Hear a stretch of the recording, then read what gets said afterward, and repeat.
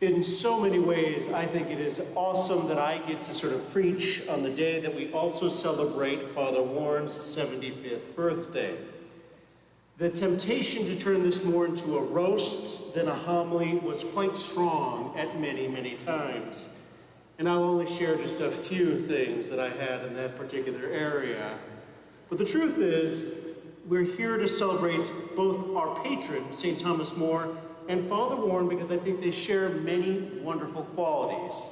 But I'll begin with the qualities where they don't share so much.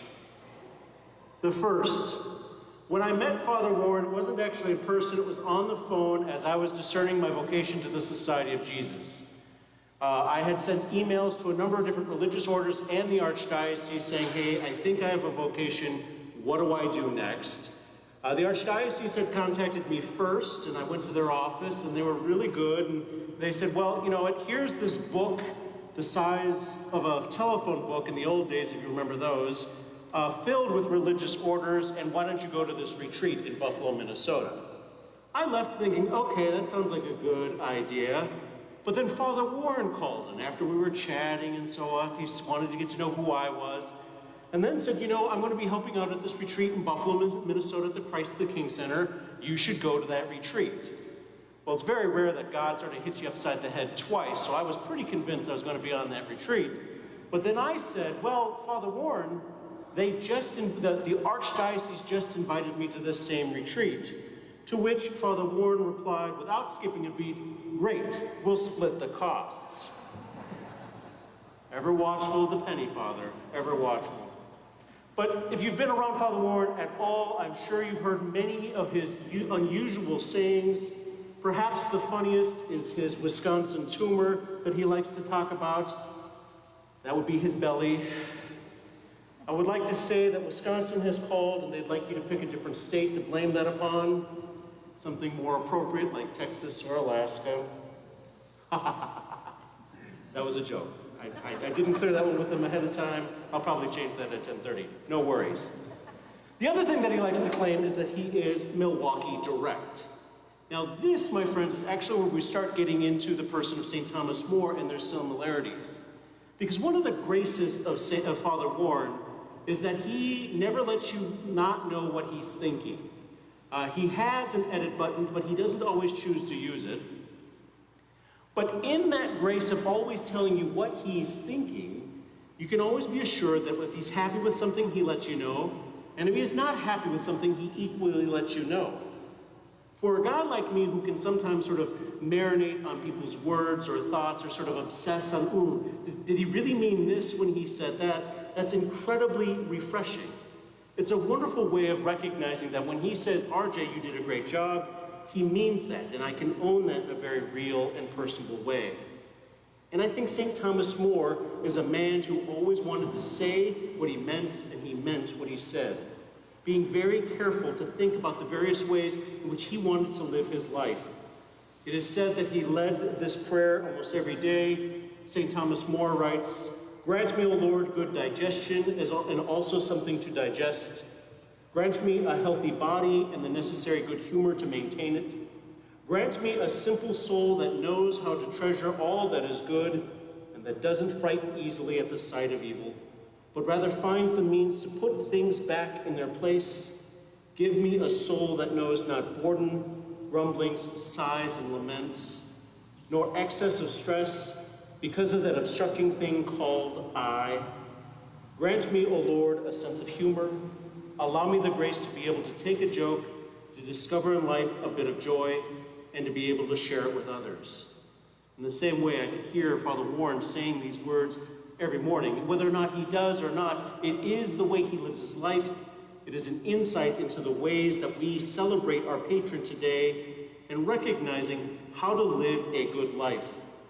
But more importantly, both Thomas More and Father Warren are teachers of how to live that good life. But interestingly enough, I think sometimes in our modern world, the idea of being a good person can become divorced from having a dynamic relationship with God. And both Thomas More and Father Warren are great examples of people who live good lives, not because they do just good things, but because they also have a dynamic living relationship with their God. This, my friends, is an important part of living the good life. But in order to do that, we have to do good things. It is not trying to do the right answer in life, because I'm not entirely sure that we, in our limited human capacities, can do that. But rather, I think it's to transform the not so good into the pretty darn good. Doing this requires that we become moral people while actually doing what moral people do. We love the good and engage with our bodies and minds those things that help us towards that end.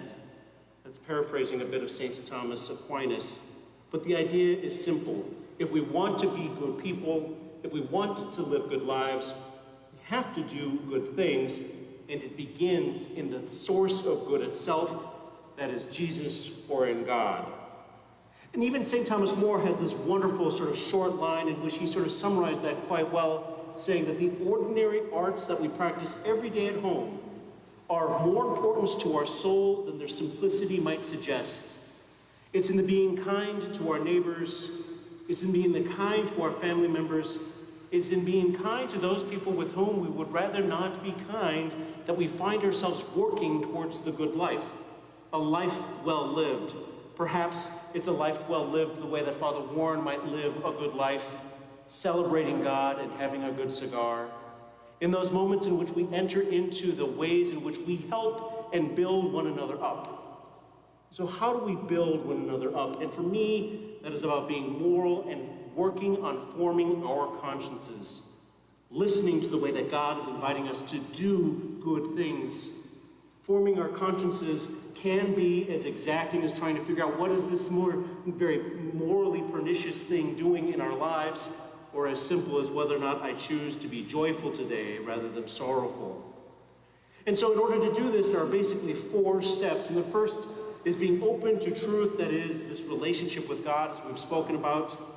The second is to study our tradition and our scripture. Like today, where we have from the Old Testament this beautiful reading from 2 Maccabees, an older man, a man who has lived 90 years as a Jewish man, is invited to sort of play safe. Just our secret. You'll really not be breaking the fast, but only pretend to be breaking that fast. It's seemingly so insignificant, and yet Eleazar gives his entire life on this simple little fact, that he cannot, in good conscience, even lead someone else to think that somehow he is not following what God is inviting him to. Or that reading from Peter, the second reading from Peter, that sense in which we understand that we are called not to an easy life, but a good life. A life that will have difficulty, especially as we try to move from that not so good to pretty darn good. That life that is in the gray, that life that is difficult and doesn't always have easy answers.